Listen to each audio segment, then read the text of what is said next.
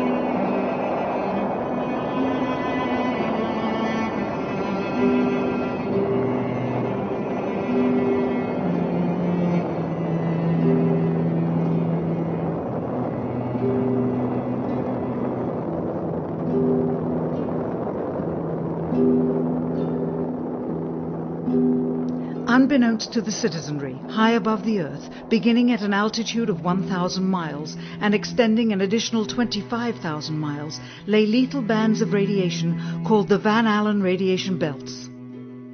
Every space mission in history with humans on board, from both the United States and Soviet Union, from the first in 1961 to the present, has been well below this deadly radiation field. Mercury, Gemini, Soyuz, Skylab, the Space Shuttle, all maintained altitudes well below 1,000 miles. All except Apollo. The more experienced Soviets spent 100 hours in space for every 20 hours of the US.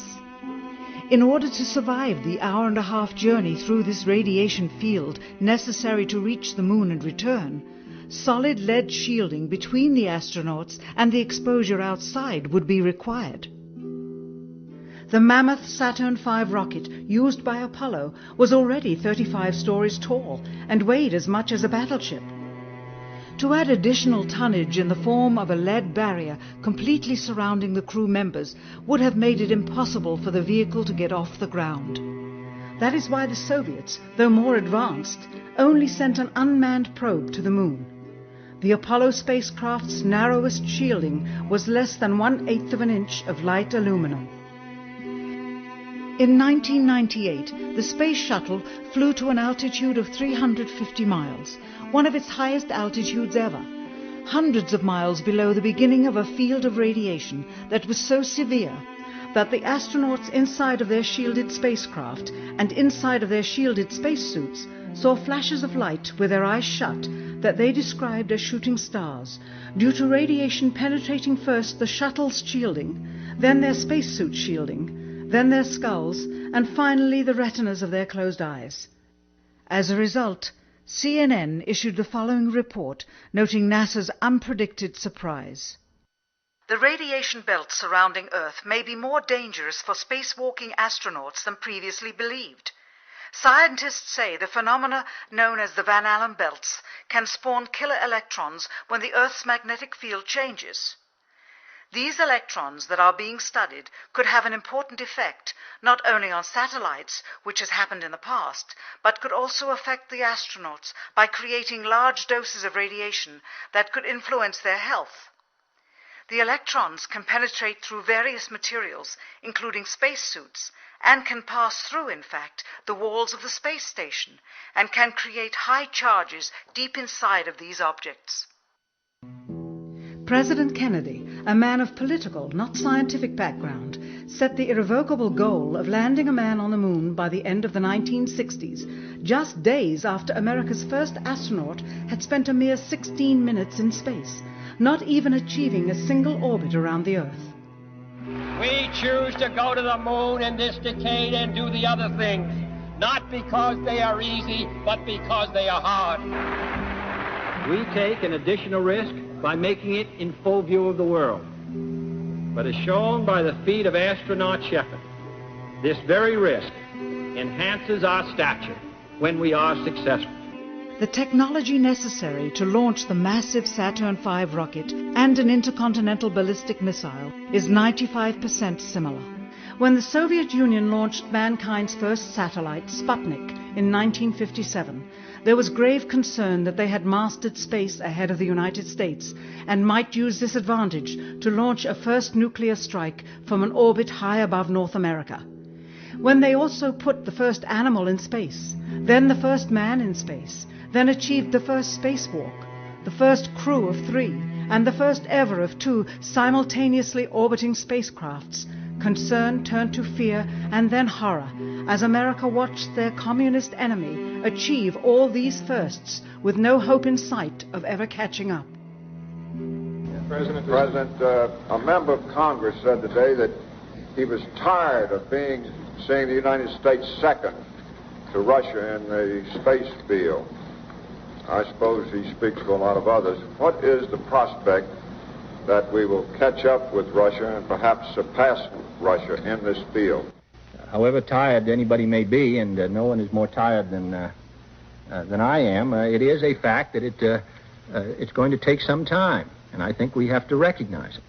They secured these large boosters, which have led to their being first in Sputnik and led to their first putting their man in space. We are, I hope, going to be able to carry out our efforts with due regard to the problem of the life of the man involved this year. But we are behind. If it was impossible to better the Soviets in the space race, which was really a race of technological armaments, what could be done? How could America offset the threat of superior weaponry? Throughout the history of rivalry and war, astute generals of lesser armies than their counterparts have used deceit and misinformation as a method to achieve victory. In World War II, for example, columns of inflatable tanks were placed at locations afar from Normandy to draw German forces away from the real location of invasion. The Star Wars missile defense program rigged tests to make it seem more advanced than it really was. That's the conclusion of the General Accounting Office. The aim was to fool the Soviet Union about U.S. military readiness during the Cold War.